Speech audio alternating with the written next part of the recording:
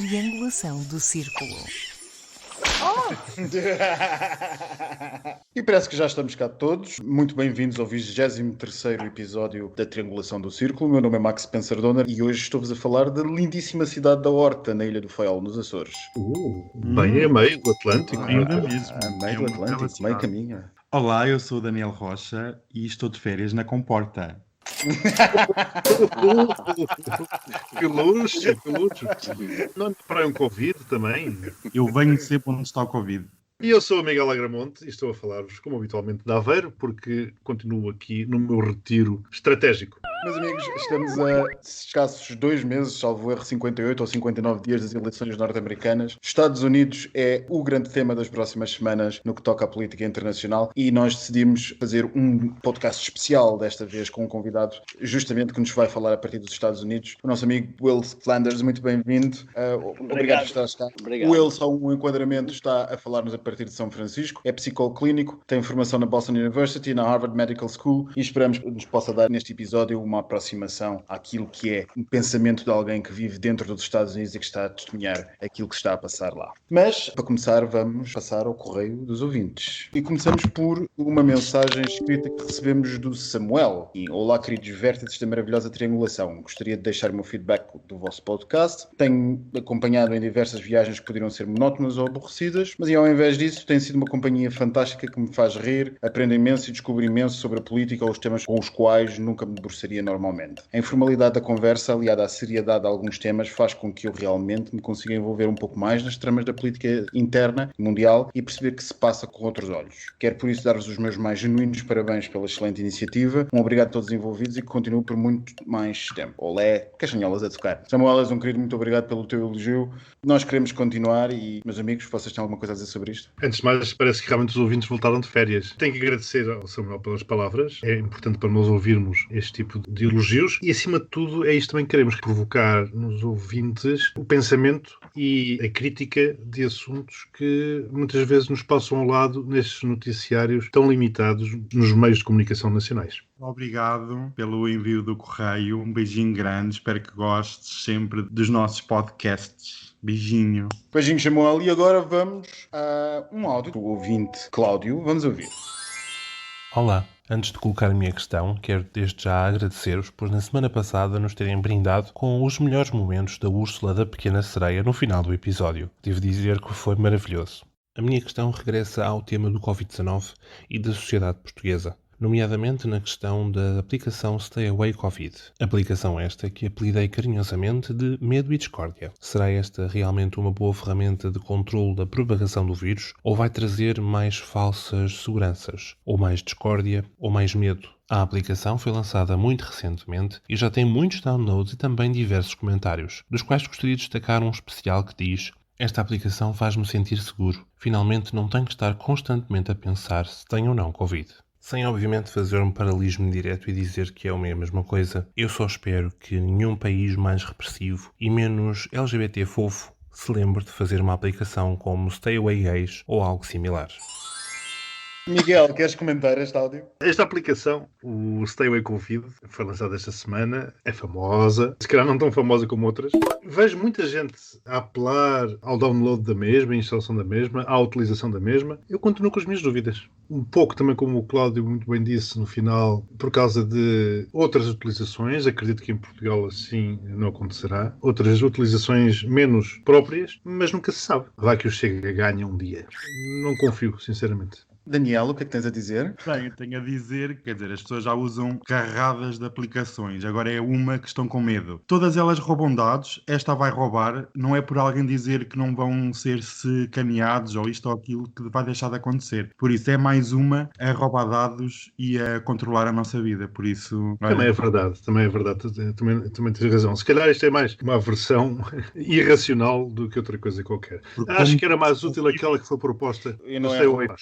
E não é relevante estas coisas serem de iniciativas dos Estados? A questão, basicamente, por outra perspectiva, é que vocês confiam mais nos Estados do que nas empresas privadas ou nas empresas privadas do que nos Estados? Não confio em ninguém. Pronto. Bem, esta aplicação é desenvolvida por empresas Até, privadas. por empresas privadas associadas a uma fundação pública, certo? Uhum. Mas lá fora, por esta Europa fora, e não apenas pela Europa, mas as aplicações estão a ser desenvolvidas por fundos estatais. Eu já estou como o Daniel diz, olha, não há forma de escapar. Os Estados não têm nada que ter aplicações. Nada. Não faz parte das suas funções nem dos seus pilares. Por isso, stay away, stay away. Portanto, calculo que não tenhas uma carteira SNS.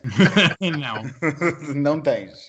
É mesmo irracional. Eu também não tenho outra forma de justificar esta aversão. É mesmo irracional. Eu não sei se será irracional. Quanto a mim, parece-me que ela até tem bastante racional. Nós estamos a entrar por um caminho estranho que, como diz o Cláudio, pode ser levado por outros caminhos. Ainda não estamos aí, mas nós já falámos disto aqui nos episódios atrás, como os meus amigos certamente se lembram. E na altura nós não fomos tão benevolentes como estamos a ser hoje. Portanto, só isto mostra como nos estamos a render à evidência de que, pronto, enfim, não há nada a fazer, temos que relevar com o Bluetooth ligado para saber se alguém se aproxima de nós, não é? Eu não faço questão de instalar, atenção. Eu também não vou instalar. Stay away disso. Nós já entramos nesse filme que é, desde há anos para cá, se as empresas vendem e trocam as nossas informações e usam essas informações para publicidade, para um sem número de coisas, isto é só mais uma. As outras todas já vendem, nós já entramos neste filme típico de 1984. Mas não se alongam que nós temos mais áudios hoje. Miguel, queres começar pelo teu? Esta é uma gravação feita na passada quarta-feira, no Jornal das 8 da TVI, e vamos ouvir. En France, une liberté de blasphémer, qui est attachée à la liberté de conscience. Et donc je n'ai pas à qualifier le choix de journaliste, j'ai juste à dire, en France, on peut critiquer des gouvernants, un président, blasphémer, etc.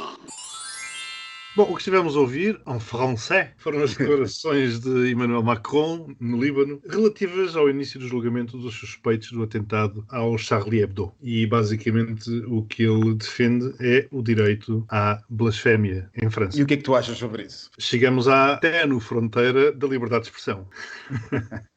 E temos espaço neste podcast para ter o assunto ou nem por isso? Não. Lembras-te quando o António, o nosso querido cartunista, espetou um preservativo no nariz do Papa? Claro, me lembro. Visto que nos custou reivindicar o direito à blasfémia, naqueles tempos idos do cavaquismo. Eu julgo que é a mesma coisa. A República não pode ficar refém de uma sátira. Voltemos à questão da sátira que falámos há uns 2 ou 3 episódios. É uma sátira. No dia em que nós tivemos medo de satirizar o que quer que seja, olha, a triangulação é a primeira a levar com uma bomba em cima, por exemplo. Portanto, o direito à blasfémia, e a palavra blasfémia aqui é usada de propósito, porque foi isso que foi acusado o Charlie Hebdo, poderia ser sátira, portanto, o direito à sátira é efetivamente um direito a ser defendido. Daniel, o que é que achas? Sim, concordo plenamente com o Presidente, apesar de nem sempre estar de acordo com o homem, mas sim, a sátira, a comédia faz parte da liberdade de expressão e deve ser o máximo partilhada. E eu adorei aquela capa, sempre adorei, como adoro tudo o que seja sátiras. Vocês lembram-se do referendo da alteração às leis de blasfémia Lembro. da Irlanda aqui há 1 ou 2 anos atrás? Sim. Foi um excelente debate aquele que a sociedade irlandesa teve acerca deste tema. Lembrei-me agora, por acaso, enquanto o Miguel falava, e na altura foi muito debatido, mas foi debatido a um nível bastante interessante. A ideia daquelas coisas que raramente se tem debatido na sociedade a um nível tão grande como os irlandeses debateram, sobretudo por causa das limitações constitucionais que eles tinham, uma Constituição fortemente influenciada pela Igreja Católica, ou pelas ideias católicas mais do que pela Igreja Católica. Eles debateram de uma forma muito interessante esta fina linha que vai entre o direito à ofensa e o direito a ser protegido nas suas crenças. E a conclusão do povo irlandês foi justamente a de que o direito à blasfémia, sem prejuízo do que isso possa ter de ofensivo, deve ter dignidade constitucional. É porque andamos aqui sempre à volta da mesma coisa. A religião é curioso, porque a religião, seja ela qual for, é sempre aqui chamada. E agora, estavas tu a falar, lembrei-me de um outro episódio, também famoso, no passado Natal, no Brasil. A Porta dos Fundos também fez um sketch quanto a mim, hilariante, Exato. em que Jesus Cristo era, por acaso, homossexual. Mas é Orlando da onde? Do deserto, pai. Se calhar até o era, sabe-se lá. E foi o fim do mundo, com ameaças de morte a vários dos participantes e, inclusivamente, um ataque à bomba à sede da produtora. Coisa que é raríssimo ver-se no Brasil. Portanto, esta questão do direito à blasfémia ou à sátira, ou o que é que seja, funciona e muitas vezes, repara, muitas vezes ele é exigido para alguns pastores, já que falamos do Brasil, poderem pregar a sua homofobia, Eles pregam-na por dizerem que têm direito de expressão, mas depois, quando a sátira se vira contra eles, por assim dizer, já é proibida. E, portanto, já tudo deve ser morto, crucificado. Daniel, tu também tens um áudio para nós, não tens? Tenho, sim senhora. Desta vez é também um presidente, neste caso o português. É sobre as declarações do presidente sobre o futuro de Portugal. Começo de uma crise muito profunda. Eu já várias vezes a qualifiquei como brutal. Estamos ainda na ponta do iceberg. Porque essa crise ainda não é muito possível. Tem havido medidas que têm amortecido o aumento do desemprego. E, portanto, nós sabemos que isso vai bater fundo em muitas famílias, sobretudo em dois tipos de família. Os mais idosos, ou menos jovens, com dificuldade de reajustamento ao mercado de trabalho, e os mais jovens que tinham projetos que acalentavam e que vêm adiados os projetos, e em muitos casos porque tinham empregos precários, são dos primeiros a serem dispensados. E então, Daniel, o que é que nos tens a dizer sobre isto? Bem, eu sempre avisei que hashtag o pior ainda estava para vir, afinal o presidente também concorda com aquilo que eu digo. Eu ia comentar isso. Roubaste o meu comentário. Antecipaste, maldita. Está dito mesmo, pronto. Eu acho que o Daniel já mandou estampar largas dezenas de t-shirts com a frase "o pior ainda está por vir". Estão para chegar da China. Está agora com algum atraso. Eu acho que o Marcelo vai comprar uma t-shirt quando deixa cair. Quanto ao desemprego, infelizmente é a realidade. Concordo com a análise do Marcelo e o amortecimento de que ele fala é normal, porque é para isso que existem os apoios do Governo e da União Europeia ao Governo, e espero que a famosa bazuca que o Costa tanto tem falado seja bem utilizada. Tu ainda és crente? Estás a dizer exato. Já viveste? Ainda és crente? Otimista como o Costa. Olha, eu só vos digo uma coisa, eu acho que o Sr. Presidente tem andado pelo Algarve claramente, porque o pessimismo no que toca à crise e ao desemprego, só mesmo quem está no Algarve para ver o estado em que aquele país... Aquela região... Fugiu-me a boca. Para ver o estado em que aquela região está neste verão, está mesmo muito mal. Polícia independente como hora Reino de Portugal e dos Algarves, não esqueçam. Exato. E demos muita coisa a este país, não se esqueçam do Cavaco Silva. Desculpa, devia ser devolvido. Calma, meus amigos, isto ainda não acabou. Agora é a minha vez de hoje eu trouxe um áudio, é verdade. Hoje eu trouxe um áudio. Vamos ouvir. Something that you will know about, and I'm sure you will want to comment on, is Tony Abbott. I can see that you're wearing your NHS Pride badge. I wear mine with pride, is what you've tweeted previously. Tony Abbott, who was the former Prime Minister of Australia, some suggesting that he may well be potentially a UK trade ambassador. He says he feels threatened by homosexuality. He also says elderly people should have been left to die naturally from COVID, and men are better set to exercise authority than women.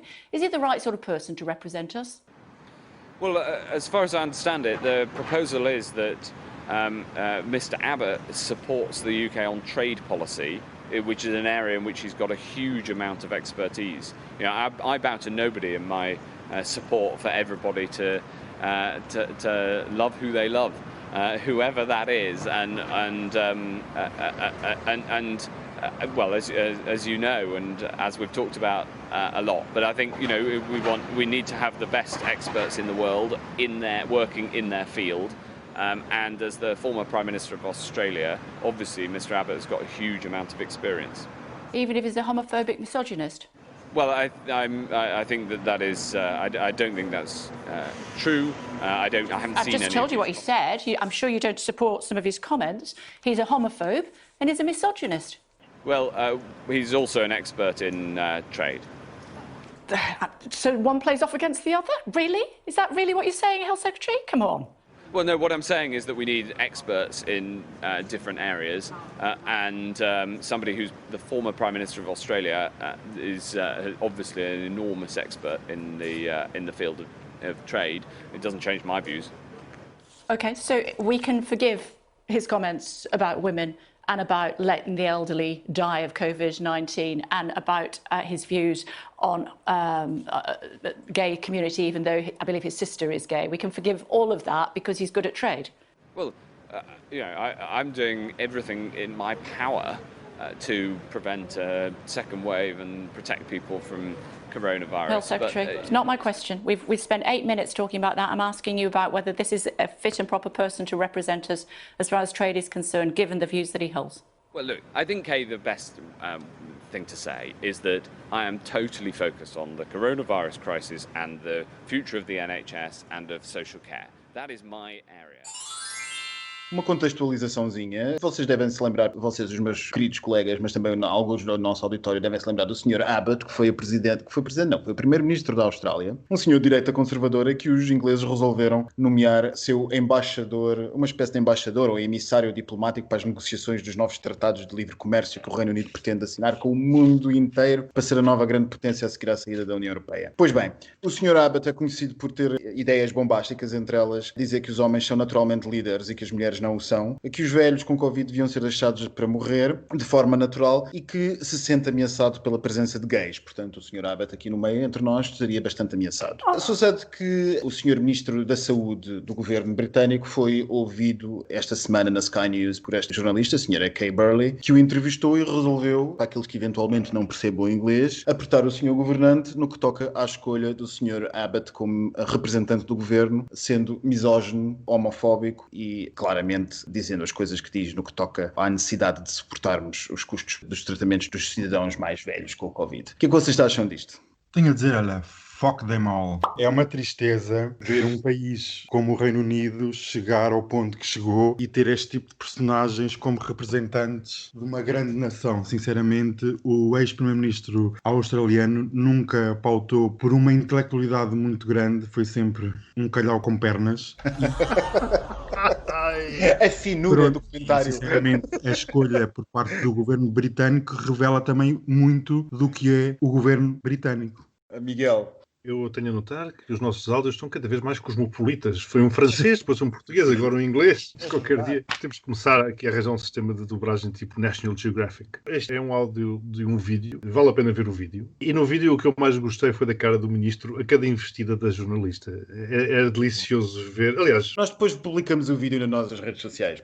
Aliás, percebe-se pelo gaguejar do ministro que ele fica sem jeito. Eu vou voltar a repetir o que aquele ser asqueroso do Abbott disse. Portanto, ele afirma que se sente ameaçado pela homossexualidade, vá-se lá saber porquê, que se deve deixar as pessoas idosas morrerem naturalmente de Covid-19 e que os homens estão melhor preparados para exercer autoridade do que as mulheres. E as perguntas insistentes da jornalista e a forma como o ministro fugiu às respostas, para mim já disseram tudo. Nesse aspecto não tenho muito mais a acrescentar. Para além de que, um bocado na linha daquilo que o Daniel disse, não se poderia esperar uma escolha muito diferente de um governo do Boris, sendo o mesmo válido para um governo do Trump ou para um governo do Bolsonaro. Eu não acrescentaria muito ao que vocês disseram, que eu apenas iria por um outro caminho, que era destacar que, como nós fizemos aqui, salvo erro, foi no episódio 18 ou 19, acerca daquela entrevista, que foi aquele áudio que o Daniel trouxe da entrevista ao Trump. Vocês devem se lembrar do entrevistador da Axios, HBO, e a forma como ele encostou o Trump à parede e foi capaz de obrigar o presidente norte-americano a ter que responder a coisas inconvenientes. É um bocado esta lógica desta jornalista. Esta jornalista começa de uma forma bastante sarcástica por dizer: o senhor ministro está aí com um pino, daqueles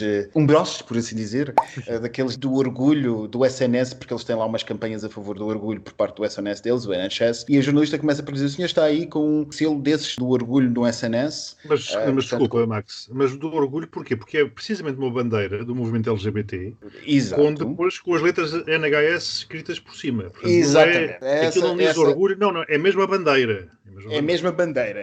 Obrigado pela clarificação, é mesmo isso que eu quero dizer. A senhora jornalista começa por notar que o senhor ministro tem na lapela uma bandeira LGBT, do orgulho LGBT, com o símbolo NHS por cima. Porquê? Porque ele é o ministro da Saúde, e vai por aí fora e vai encostando à parede e várias vezes interrompe-o e disse: não foi isso que eu perguntei. Eu estou a perguntar-lhe porque que o senhor, que a sua irmã é gay, ela chega ao ponto de dizer a tua irmã é gay, como é que o senhor é capaz de apoiar um emissário que é homofóbico a este ponto? Muito interessante. E realmente vale a pena ver esta entrevista que nós vamos postar nas nossas redes. Vamos agora para a rubrica que toda a gente espera. A Gazeta dos Dias Úteis. Segunda, o embaixador libanês na Alemanha, Mustafa Adib, foi nomeado primeiro-ministro do Líbano após a demissão do anterior na sequência da horrível explosão no porto de Beirute, segundo consta por pressão do presidente francês Emmanuel Macron. Terça foi quando Marcelo recebeu em Belém, em audiência, os dois primeiros subscritores do Manifesto pela Objeção de Consciência contra a Disciplina de Educação para a Cidadania. O referido documento foi criado, e passo a citar, em defesa das liberdades de educação. Na quarta, assinalou-se o aniversário dos 6 meses após o primeiro caso oficial de Covid-19 em Portugal. Há 6 meses, os meios de comunicação social andavam desejosos por dar a notícia impacto. De lá para cá, continuamos todos impactados. Na quinta, considerando não haver quaisquer elementos que sustentem que a festa do Avante viesse a agravar a pandemia, cumprindo-se as regras da DGS, o Tribunal recusou a providência cautelar contra a festa dos comunistas. Sexta, começou o tão esperado reality show intitulado O Julgamento de Rui Pinto. Acusado de 91 crimes, o réu tem um vasto rol de testemunhas, das quais se destacam a ex-eurodeputada Ana Gomes, o ex-coordenador do Bloco de Esquerda Francisco Louçã, o ex-ministro Miguel Poiás Maduro, o ex-presidente do Sporting Bruno de Carvalho, o treinador do Benfica Jorge Jesus, o diretor nacional da Polícia Judiciária Luís Neves ou o famoso denunciador Edward Snowden.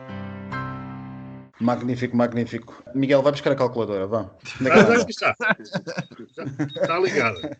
Já está ligada, ótimo. Então vamos lá, Daniel. Faz lá a tua votação desta semana. Eu quero fazer uma votaçãozinha também. Eu quero fazer uma votação. Vou abrir uma exceção. Vamos abrir uma exceção e já vamos à tua votação, que é para saber quem é que dá mais. Daniel, conta lá qual é a tua votação. Esta semana foi interessante. Quando as pessoas vêm de férias, as coisas começam a funcionar com outra dinâmica. O novo primeiro-ministro, já tínhamos dito que havia um novo governo, as coisas vão mudar, toda a gente vai lá pôr a pata. Mais do mesmo, vai ser um fantoche controlado por algumas potências. 0. O Marcelo recebe o manifesto contra a cidadania. Sinceramente, isto é uma palhaçada. Isto é para disfarçar as pessoas da crise económica que se aproxima, e a direita gosta muito de arranjar aquelas guerras culturais de agora é cidadania, a identidade de género, blá, blá, blá. 0.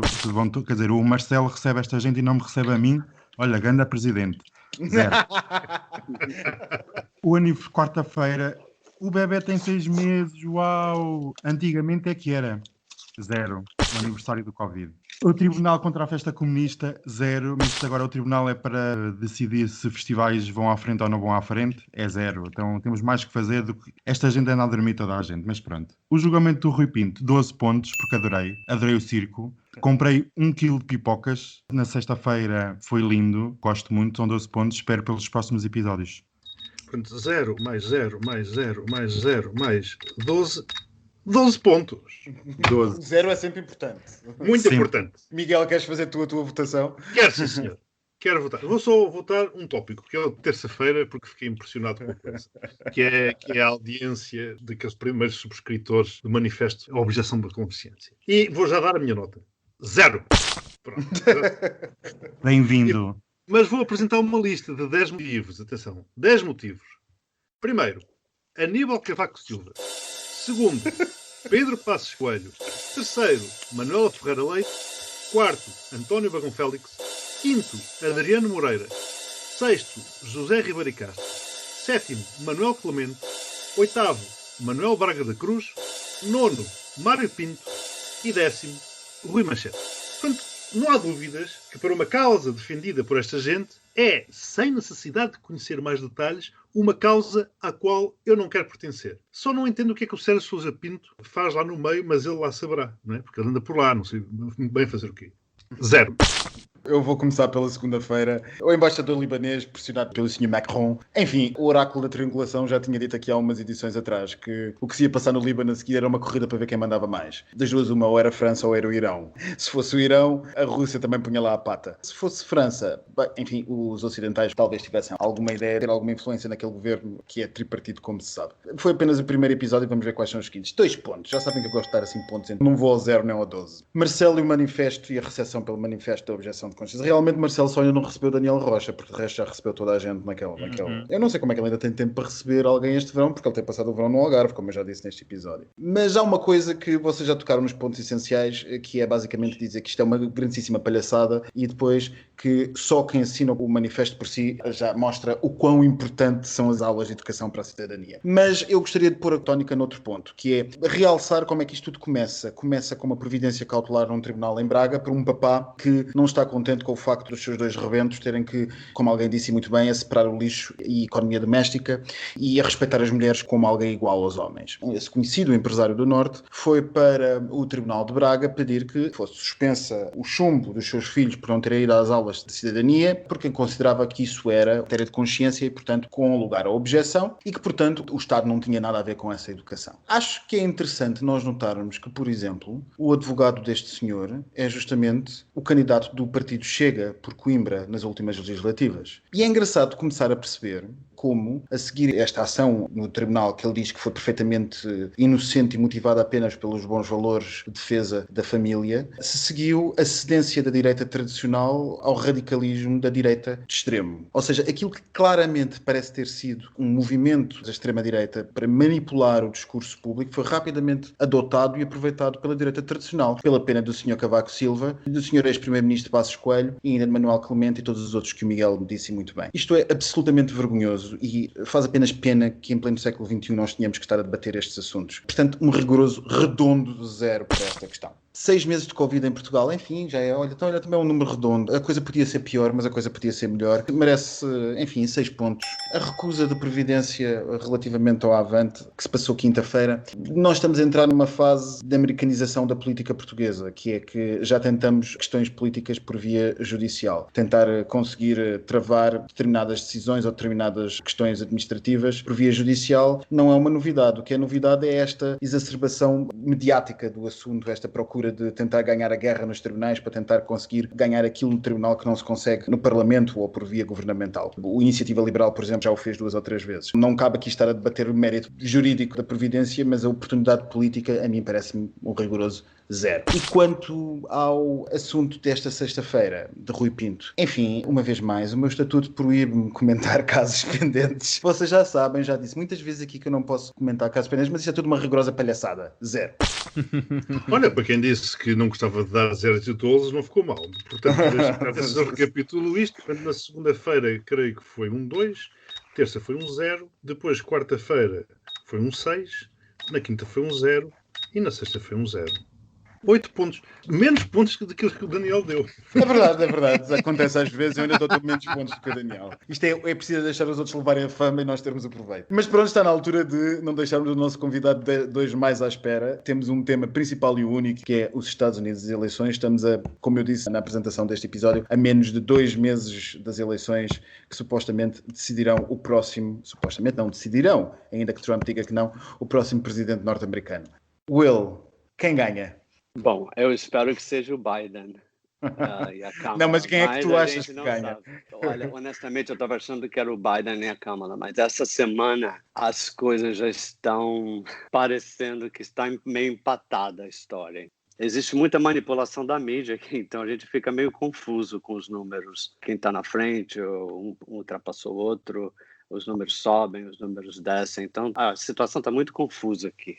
Mas eu gostaria de começar pelo diagnóstico que várias juntas médicas, inclusive um grupo médico, um grupo psiquiatra muito grande aqui dos Estados Unidos, liberou essa semana, se juntaram e deram o diagnóstico do Donald Trump. Ele realmente tem um desvio de personalidade e ele é narcisista.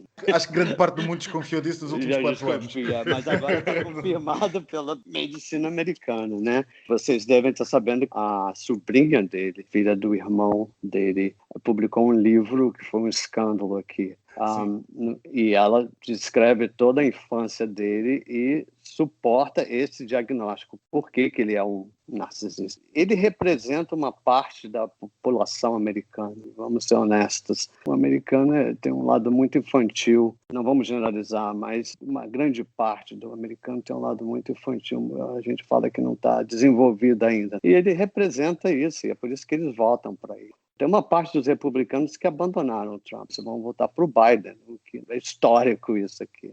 Uma coisa interessante que saiu essa semana, que eu gostaria de compartilhar com vocês, é que chegaram também à conclusão que Trump negocia tudo na vida dele, inclusive a relação dele com os filhos, em termos de negócios. custo-benefício para ele. E é assim que ele também trata a política. Uma coisa que eu acho interessante é ele não atacou o grupo LGBTQ aqui nos Estados Unidos. Ele não comenta, ele não toca no assunto. E eu acho isso extraordinário. Não saiu ainda nenhuma gravação antiga, comentário antigo que ele tenha feito contra o LGBTQ aqui. Ele não fala dos gays, ele não fala dos transgêneros. A única coisa que aconteceu no governo dele que foi mais ou menos prejudicial, porque em certos estados americanos eles cancelaram aqueles banheiros que eles tinham determinado, banheiro unissex.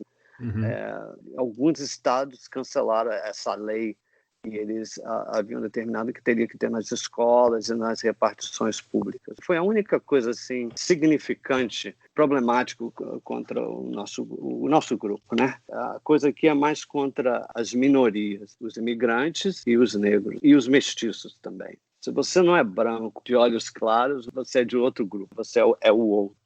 E isso é a plataforma dele, essa é a base dele, são as pessoas que votam para ele, têm essa mentalidade. Infelizmente, isso se refletiu no mundo, né? Você está vendo aí na Europa um pouco da reflexão dessa mentalidade. Eu acho que ele despertou isso.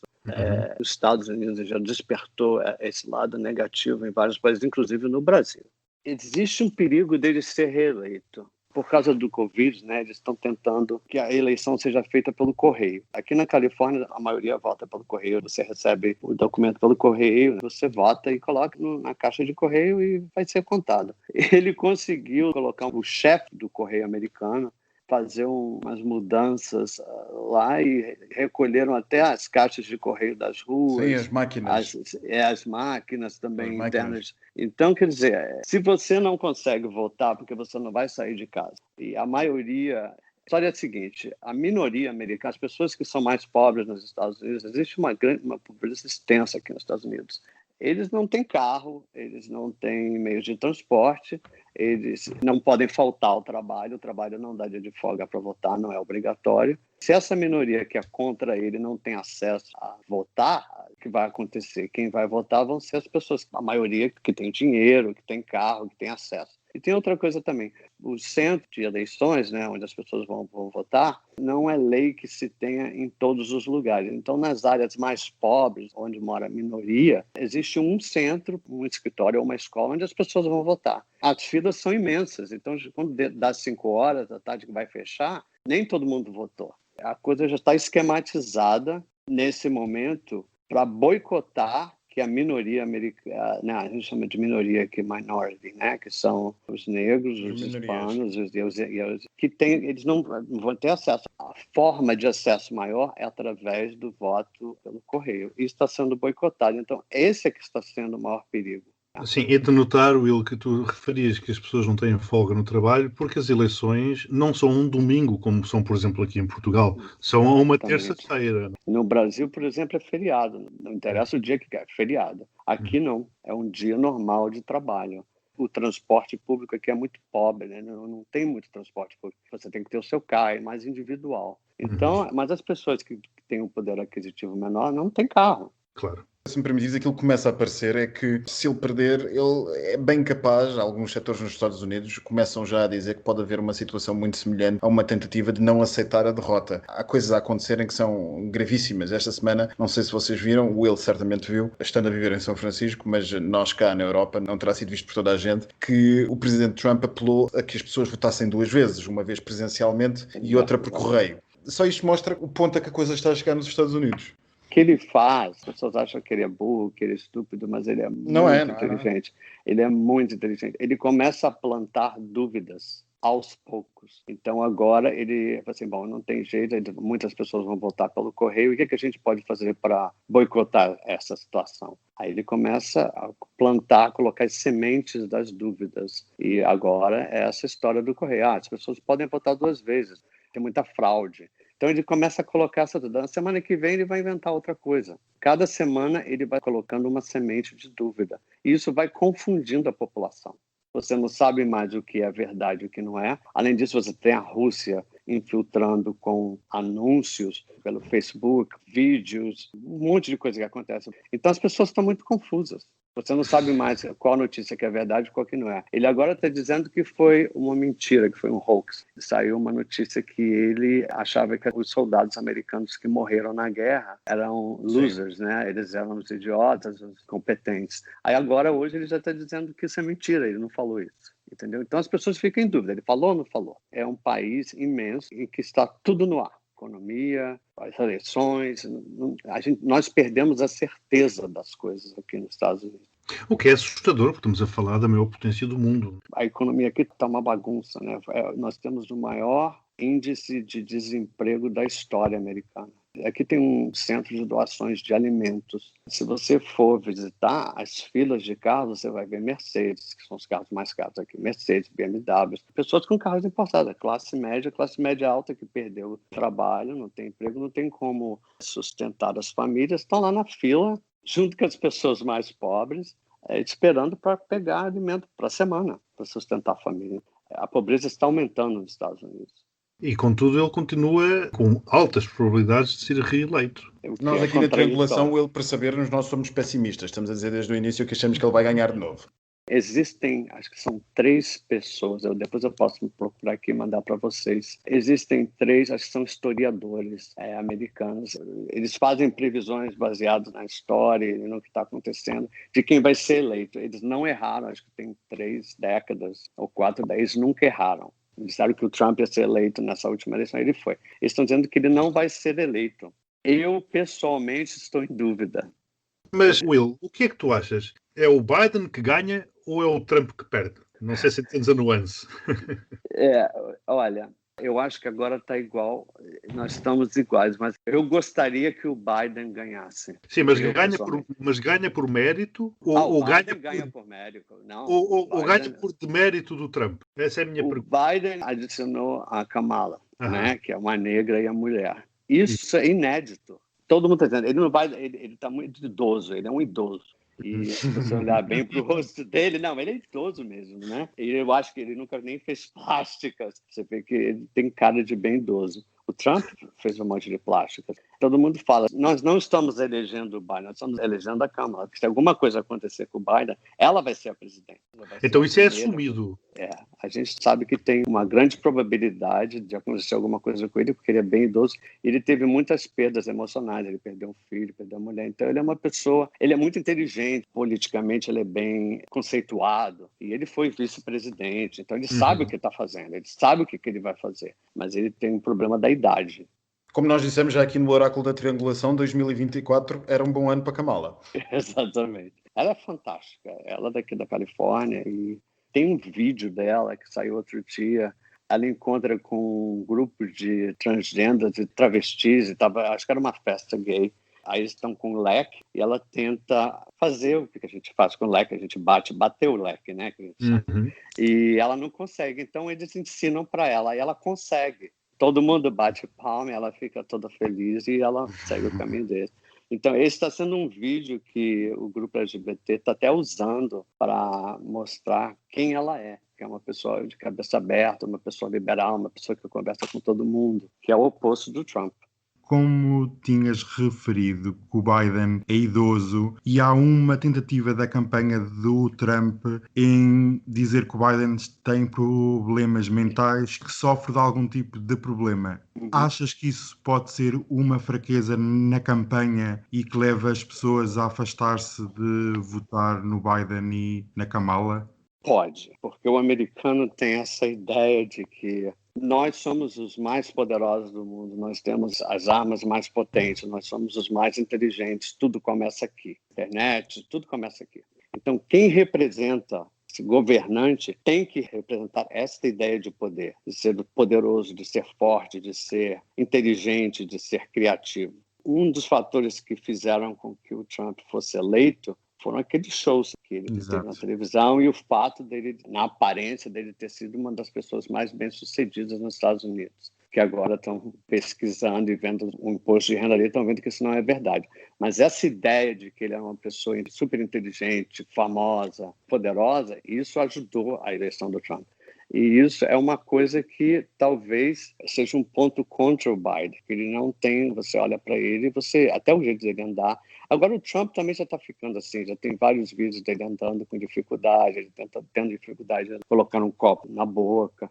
Mas quando você olha para o Biden, parece muito mais velho até do que ele é. E isso é uma coisa que o americano olha e fala assim, não sei se eu quero ele como presidente. É uma coisa boba, mas é uma fantasia americana. A Kamala já representa a juventude, porque ela é mais nova. Quando ela fala, ela é bem dinâmica, olha para os lados, ela se mexe, ela tem vitalidade. Trump e o Biden já estão demonstrando que está diminuindo. E o Pence também. Vocês sabem que o vice-presidente, o pessoal comenta aqui que ele é closet, que ele está no armário.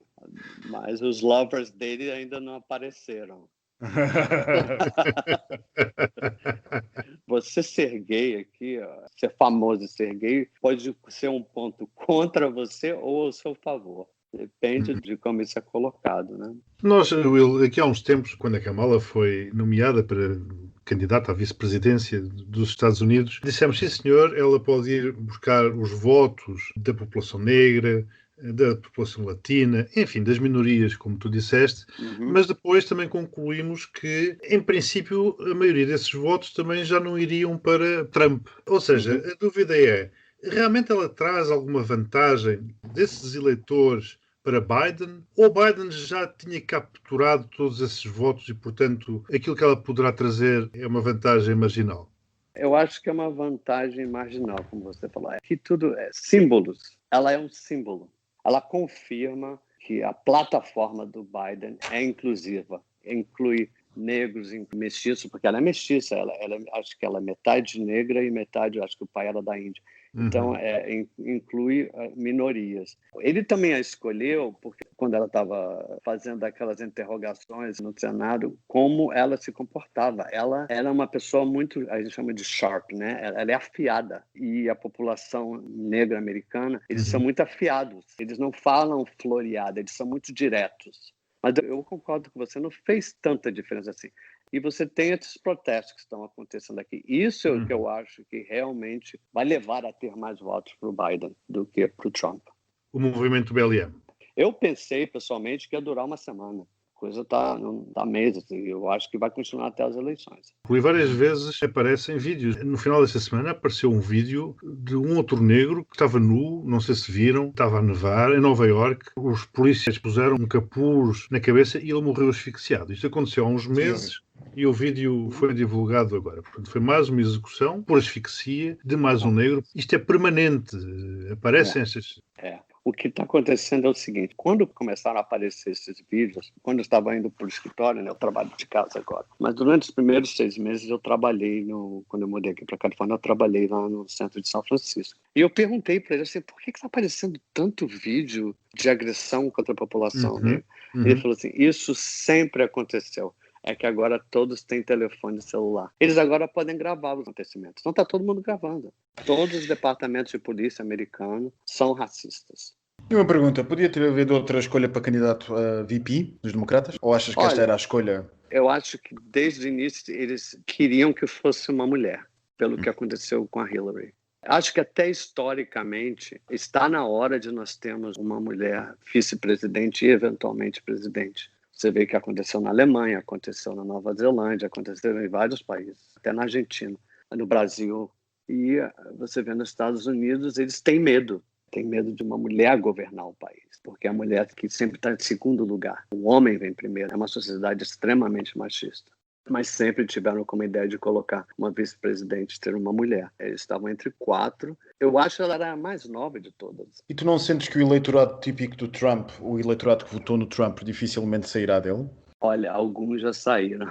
Os que foram afetados economicamente são os que estão mudando de time. Mas os que não foram afetados economicamente, eles continuam com o Trump. E achas que é isso que está balanceando a coisa? Acho que sim. No fundo, é o seu bolso que conta. Se você ficou mais pobre, se você perdeu o emprego, se você vai perder o seu apartamento, a sua casa, se os seus filhos vão... Entendeu? Isso faz você pensar 2 vezes em quem você vai votar.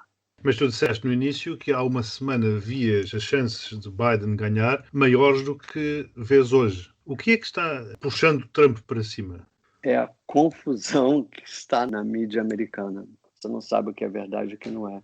Então esses dados até poderão não ser reais. Exatamente. Você não sabe o que é real. Até a semana passada, o Biden estava a 9 pontos na frente, depois chegou a 10 pontos na frente em quase todas as pesquisas. Essa semana já estão dizendo que os números caíram. E já estão a dizer nos meios pró-democratas, o que é ainda mais assustador. Mais assustador. Os próprios democratas estão... Todo mundo conversa assim, não vamos fazer o que a gente fez quando a gente achava que a Hillary ia ganhar. Nós estávamos tão seguros que ele ia ganhar e nós levamos um susto. Nós não podemos fazer a mesma coisa de novo. Já estava é acontecendo. Exatamente. Tudo pode acontecer. Na última hora, vamos continuar lutando e trabalhando e fazendo o que a gente tem que fazer até o último minuto. Will, eu vou-te fazer uma provocação pelo facto de seres psicólogo. Tu há pouco, logo no início, disseste que a população americana é um pouco infantil. E o que eu acho, ou que me parece, é que realmente a comunicação do Trump é ela também muito infantil. Ele usa termos muito básicos, adjetivos muito básicos. Parece que ele está a comunicar com crianças, não é? Já fizeram pesquisas do vocabulário dele. Ele tem um vocabulário de um adolescente. Mas que eu acho que é de propósito. Se calhar para conseguir ser bem entendido e as pessoas que o estão a ouvir, os potenciais eleitores, não terem que pensar muito.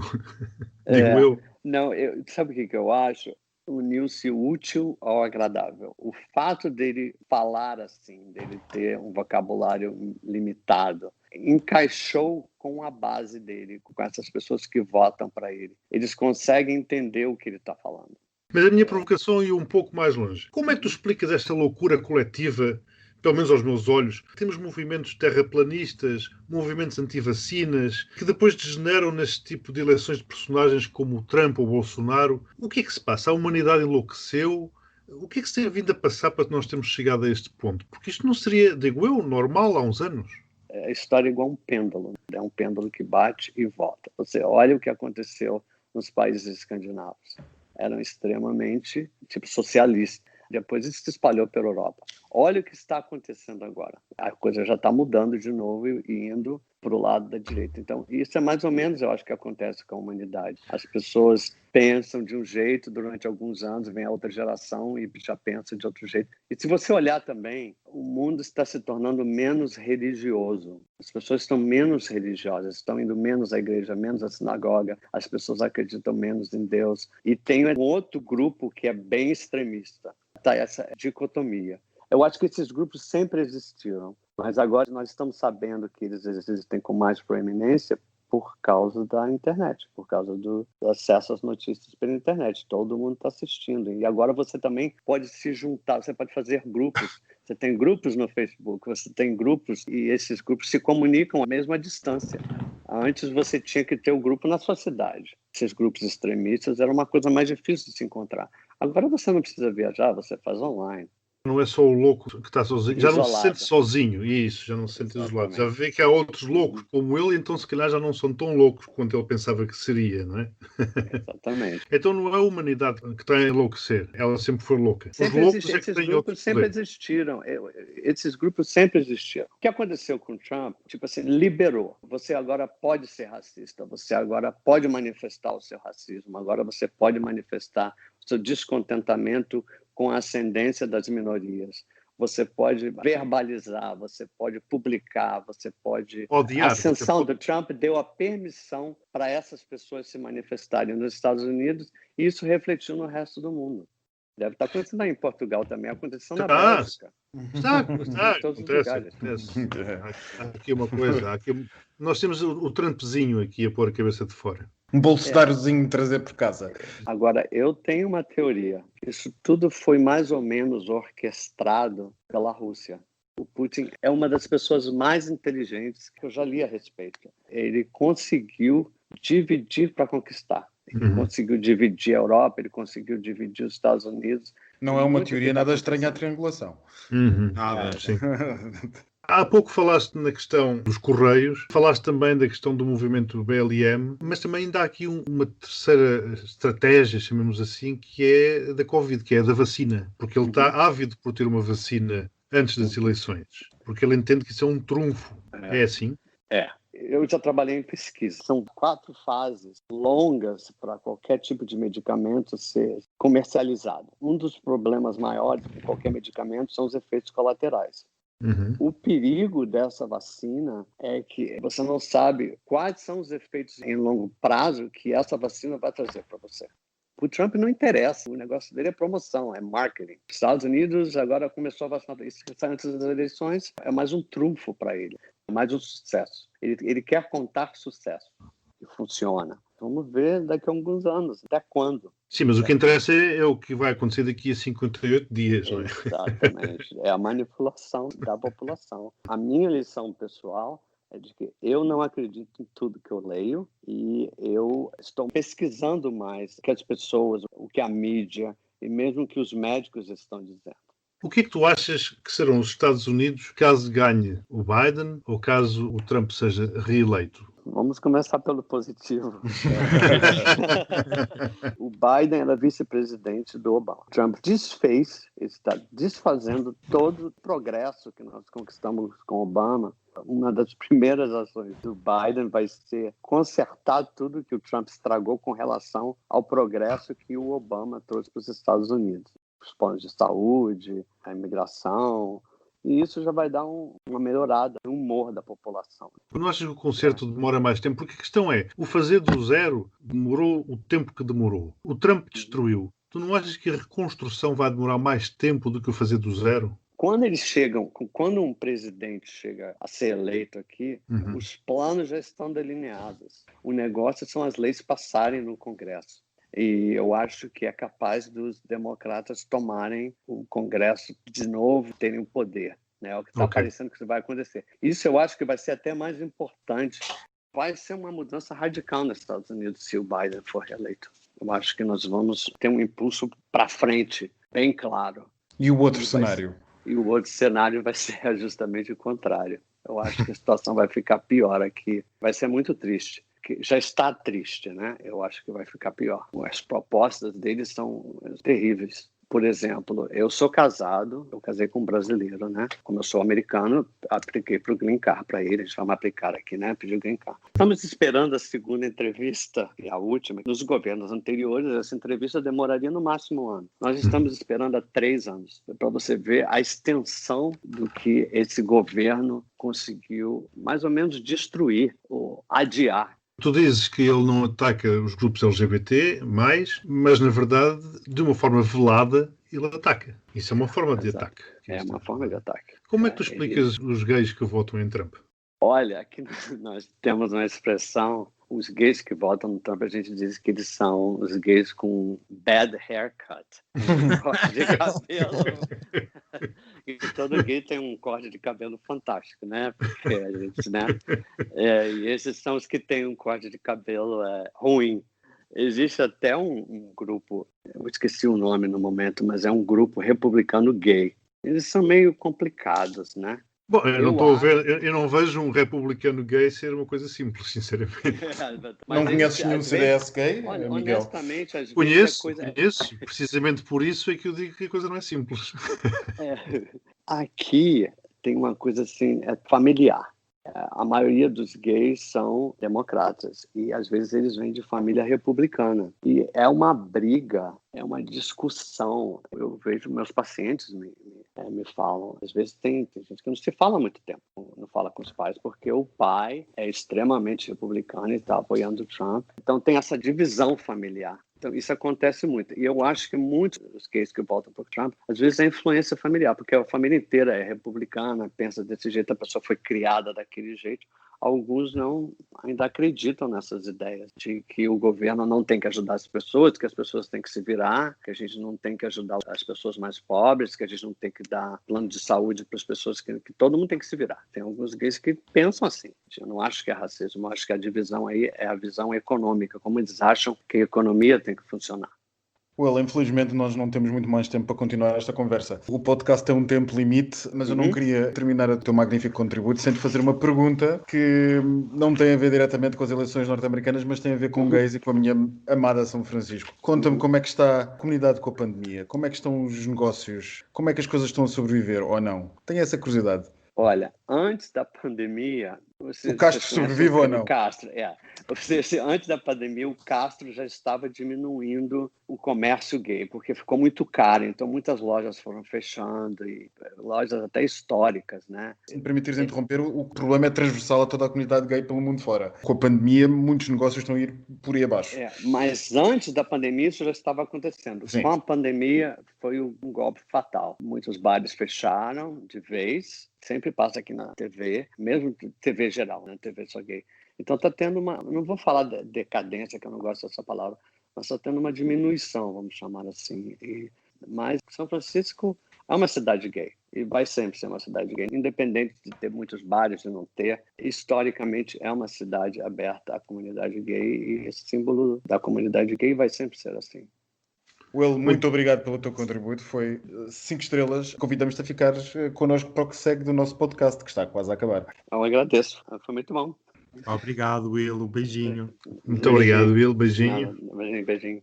E agora, aquilo que toda a gente espera, não é, Daniel? Passadeira, maricona.